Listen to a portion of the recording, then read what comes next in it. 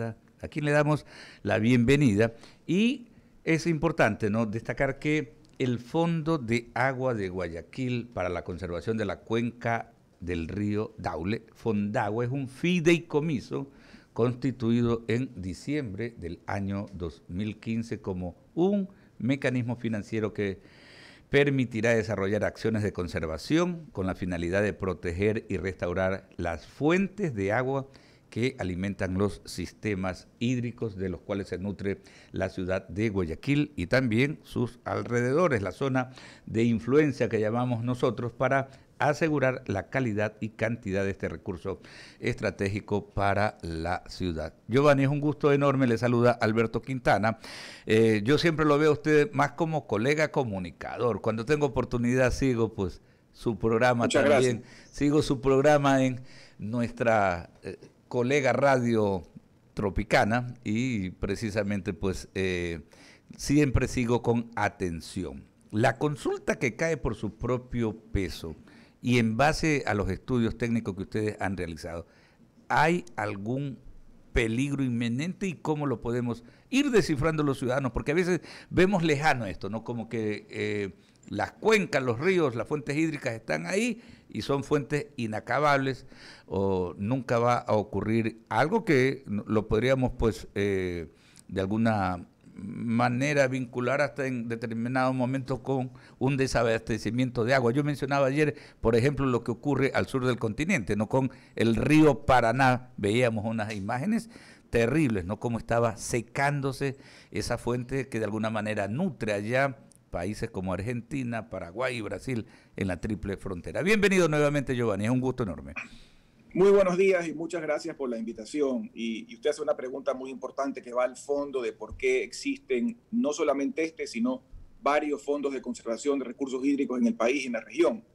Nosotros, si bien es cierto, el fondo nace con el objetivo principal de proteger las fuentes de agua que alimentan a Guayaquil, no solamente Guayaquil, sino otros 27 cantones, 4 provincias y 68 juntas parroquiales tienen dependencia de esta importante fuente de agua. Usted preguntaba sobre si hay peligro inminente y yo me viene a la memoria esta reciente película de Leonardo DiCaprio, donde el mundo está siendo amenazado por la venida de un meteorito gigantesco que pone pues en peligro la supervivencia del planeta, y él hace el anuncio y mucha gente no le cree, y los políticos se toman la foto y andan en otro patín, etcétera, y a la hora nadie le para bola, nadie hace nada y resulta que llegó y que se destruyó parte del planeta. Aquí no quiero ser alarmista, pero nosotros tenemos tres amenazas. La una es el hecho de que se afecte la disponibilidad de agua para este importante sector del Ecuador, donde casi un cuarto de la población del país vivimos. Por ahora no hay, por lo menos en Guayaquil, una amenaza de que falte agua. Sin embargo, la información que tenemos, que además hay un problema de información en el país porque es información intermitente, dispersa, etcétera, indica que hay señales en muchos cantones de un descenso en los regímenes hídricos. Ya hay cantones de la cuenca, sobre todo en algunos sectores por ejemplo, en Isidro Ayora, en Pedro Caro y en algunos cantones de Manabí, que es otra de las importantes provincias que están vinculadas con esta cuenca, donde ya hay claras señales de falta de agua. Para la ciudad de Guayaquil no es un tema inminente de hoy, pero es un tema que tiene que ser tomado en cuenta porque esto se puede venir tarde o temprano. El otro riesgo es el riesgo de la calidad de agua, y ese sí es un peligro para Guayaquil de hoy. Guayaquil, la calidad de agua que llega a las ciudades, no solamente que incrementa los costos de producción de agua potable, sino que también evidentemente afecta en diferente forma a la salud humana y además también a los otros usos de industriales, agrícolas y demás. Y en eso sí tenemos problemas. Por ejemplo, el problema que uno ve en los sedimentos en el río, el embancamiento de los ríos, se debe básicamente a un mal manejo de suelos, a una creciente deforestación que deja los suelos pelados y que con lluvias como las que tenemos ahora, en vez de venir el agua, lo que viene es lodo, y ese lodo es el que acaba sedimentando los ríos. Pero aparte hay otros problemas de calidad como contaminantes, plásticos, pesticidas, metales pesados, etcétera, que tienen que ser tomados en cuenta. Y la tercera amenaza es la del cambio climático. ¿A qué me refiero con esto?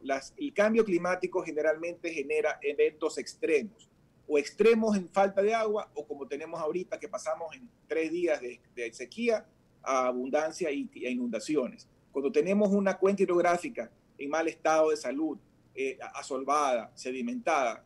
Entonces el río tiene menos capacidad de carga de agua y por ende estamos más propensos a inundaciones. Entonces, usted me pregunta, peligro inminente, yo no quiero ser alarmista. Hay evidencia de problemas a la vista y nosotros tenemos que resolverlos ya, no después de 50 años. Correcto. No, y lo importante es eso, ir ubicando, ¿no? Lo que es ya algo inminente, pero vemos que nos afecta pues a los ciudadanos, porque el costo, como usted acaba de decir, por el tema de la calidad. Una cosa es tener, pero otra cosa también, por el tema de la calidad, se incrementan costos, los costos operativos, y eso afecta directamente el bolsillo de cada ciudadano y no es cualquier cosa. Ahora, ustedes como fondo, ¿no? Como Fondagua, precisamente entiendo que como punto de arranque prepararon este plan de conservación de la cuenca del río Daule, obviamente con los técnicos, la gente de la Universidad Católica de Santiago de Guayaquil. Básicamente, ese plan de conservación, ¿qué es lo que considera? Luego de haberse realizado todos los análisis, los estudios que vuelvo a indicar, ¿no? Al ser técnicos, obviamente, ustedes han recorrido y se conocen pues al dedillo cada una de las zonas, ¿no? Que son directamente afectadas. Correcto. A ver, el plan de la Católica, que fue la hoja de ruta inicial del fondo, tiene 7 componentes. Un componente importante tiene que ver con el mejoramiento y el control continuo de la calidad de agua. Como yo le decía, parte del problema de las cuencas en el Ecuador es la falta de información. Nosotros estamos instalando, bueno, no nosotros, EMAPAC, conjuntamente con fondos del Banco Mundial, está instalando la primera red de monitoreo de agua en el Ecuador, de las cuencas hídricas, que como diría, 7 estaciones de monitoreo a lo largo de la cuenca hidrográfica. Esto daría una riqueza de información que hoy en día no existe en ninguna cuenca hidrográfica y nos ayudaría a tomar decisiones. Esto de aquí debió haber sido inaugurado, pero por todos los problemas de la pandemia se ha postergado y debería de ser inaugurado, Dios mediante, a finales de este año. Eso es un primer tema vinculado con la calidad de agua. Pero no solamente es monitorearla, sino hacer cosas para que la calidad sea la mejor. Y yo le doy, digamos, la información de lo que tenemos sobre la mesa, que más o menos en el Ecuador solamente el 10% de los municipios del país cumplen con la disposición de aguas servidas a los ríos. Esto quiere decir que la mayoría de las ciudades, la mayoría de los pueblos, o no trata el agua o la trata, digamos, en forma, digamos, primaria. Entonces, también estamos tratando de dar asesoría consiguiendo fondos y a dar asesoría a las poblaciones para que ellos puedan hacer los estudios para poder conseguir los fondos para montar las plantas de tratamiento. Luego hay varios componentes en ese plan de la Católica de todo el tema de restauración y conservación, porque como yo le decía, si hemos depredado el 87% de los bosques de la cuenca y nos queda en pie el 13%, usted se imagina las consecuencias para la erosión, las consecuencias para el régimen hídrico, etc. Entonces tenemos que restaurar los ecosistemas y conservar lo poco que nos queda. Claro. Luego tenemos un componente que hemos trabajado importante de fomento de buenas prácticas agrícolas y ganaderas, porque la agricultura es parte culpable de lo que sucede en la cuenca, y finalmente hay un componente de lo que estamos haciendo ahora, de comunicación y educación para que la población entienda lo que sucede allí.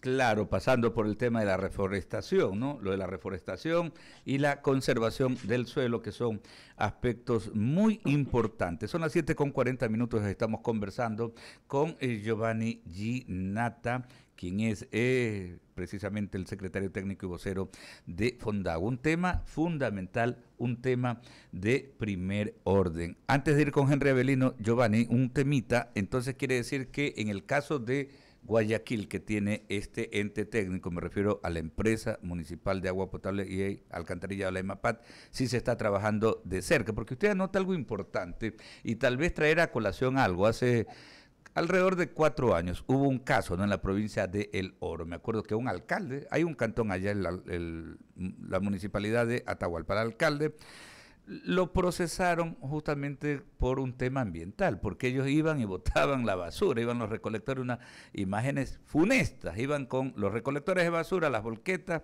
a desalojar todo lo que tenía que ver con los desechos al río. Y en estos momentos hay una denuncia también, hay una serie de reportajes que están presentando nuestros colegas de la estación televisiva Ecuavisa, ¿no? En cambio, en la provincia de Orellana, en El Coca, en el municipio del Coca, que es algo también funesto, cómo se contamina todo aquello. Acá en el caso de Guayaquil sí se está trabajando entonces de cerca con la autoridad municipal. Y usted anotaba esa cifra, solamente 10% de los 221 municipios hacen aquello de un manejo técnico.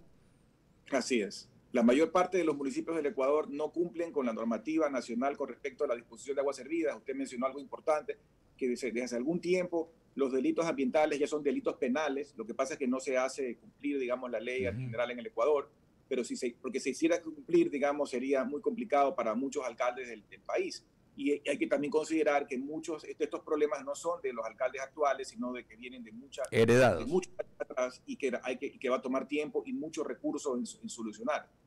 Perfecto. Usted me preguntaba de lo de trabajar en conjunto, por supuesto. Cuando nace el fondo, el que nace promovido por una ONG americana que se llama The Nature Conservancy o TNC, y quien acoge la idea fue EMAPAC, y uno de los socios fundadores es EMAPAC, y EMAPAC hoy en día preside inclusive el directorio del fondo. Ah, qué bueno saber eso, que se conjugan, pues, ¿no?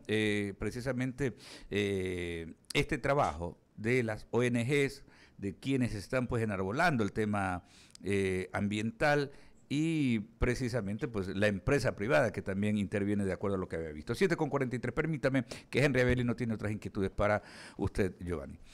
Estamos con Giovanni Ginata, secretario técnico vocero de Fondagua. Le escuchaba muy acertadamente dar el ejemplo de la película de Leonardo DiCaprio, que la gente se asustó ya cuando vio que el problema estaba encima. Nosotros todavía no nos asustamos porque no se puede visibilizar este problema, pero usted ya ha citado dos cosas, ¿no? La calidad y la cantidad. En la calidad, ¿en qué podríamos, cuál sería para usted la mayor secuela que se está viviendo en cuanto a la calidad de lo que recibimos? ¿En dónde lo podríamos ver, Giovanni? Mire, yo les decía que parte de nuestro problema como país es la falta de información, la falta de datos. Correcto. Entonces, muchas de las decisiones se toman en base a los pocos datos que existimos o a lo que uno puede observar. La principal preocupación a corto plazo en la calidad aquí en la costa y aquí en la cuenca del río Daule es lo que tiene que ver con los sedimentos, con el problema que genera el empancamiento de los ríos, que produce estas islas, islotes que uno ve ya en la parte baja de la desembocadura entre el Guayas y entre el Daule y el Babahoyo. Y eso de ahí genera también a nivel de las plantas de procesamiento de agua potable el hecho de que se encarezcan porque tienen que usar más precipitantes, más insumos químicos para poder darle tratamiento al agua y se suben los costos operativos. Pero eso es lo más evidente.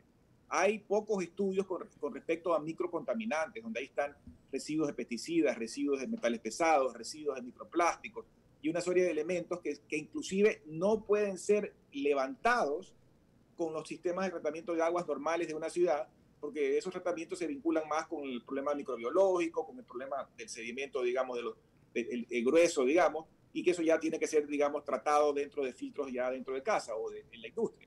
Entonces, esa falta de información no nos hace entender bien qué sucede, pero sabemos que hay problemas de ese tipo, lo que no sabemos es cuán graves son todavía. Esperemos que no lo sean. La gente no entiende el tema de la contaminación, a qué alcance podría tener. Yo tuve la oportunidad hace 12 años de estar 41 días en la Antártida. Había un grupo de científicos que examinaba la muerte natural de los pingüinos, los cadáveres, los abrían, les hacían autopsia, investigaban. Muchos de los pingüinos registraban pesticida en el organismo. O sea, te imaginas, en la Antártida nadie echa pesticida.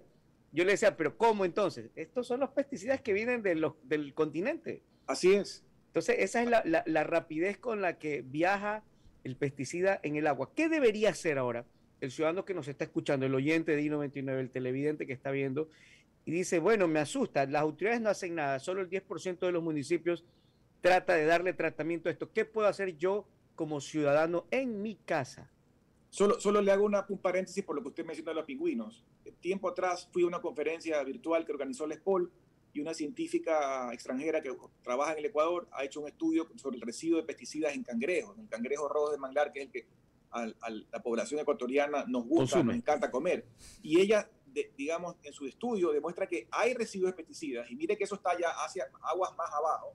Inclusive ella llega hasta recomendar de que haya un máximo de consumo mensual por parte de una persona con respecto al cangrejo rojo de manglar porque estos residuos existen. Entonces, hay evidencia científica de que hay presencia de pesticidas. Lo que le digo es que tenemos el problema con respecto a no tener, digamos, todos los datos realmente todavía para entender la magnitud del problema. Y repito, no quiero alarmar, lo que quiero decir es que hay estas voces de alerta y lo inteligente es no reaccionar tardíamente. Eso es lo importante. Y la recomendación para el ciudadano, porque mucha gente dirá, voy a hervir el agua, voy a hacer esto, ¿qué podría hacer? Esa pregunta también es muy importante porque, a ver, este es un problema gigantesco. Estamos hablando de 13.540 kilómetros cuadrados. Es una de las cuencas hidrográficas, por no decir la más importante del país, una de las más caudalosas y una de las que más personas atiende. La gente que nos escucha puede decir, bueno, eso es un problema que no es mío. No, el problema es de todos. Cada acción que uno tome tiene una repercusión. Si usted mañana deposita un plástico no en el basurero, sino en una quebrada o en el río, si usted mañana se da cuenta que su casa o donde usted trabaja está botando todos los efluentes de la fábrica o de la industria o de la lubricadora o de la tienda, lo que sea, directamente al río, hay que actuar porque todo eso va sumando en contra. Y no es como uno piensa que porque uno está aguas arriba y lo otro lo bota aguas abajo, entonces friega el de abajo. Todo tarde o temprano se nos revierte, la naturaleza siempre pasa la factura tarde o temprano, mire lo que acaba de pasar en Quito, y es una necesidad y es una obligación de todos colaborar para que este problema no sea grande y más bien se vaya a mejorar. Y es importante lo que usted citaba de MAPAC, ¿no? De la preocupación, de ese ejemplo que deben tener los demás municipios. No hemos visualizado el tema del agua. Trayendo solo, y para concluir yo, Giovanni, cuando tuve la oportunidad de estar en la Antártida, me enteré que en la Antártida hay más de 50 países que tienen sus estaciones. ¿Cuál es el interés de estar acá?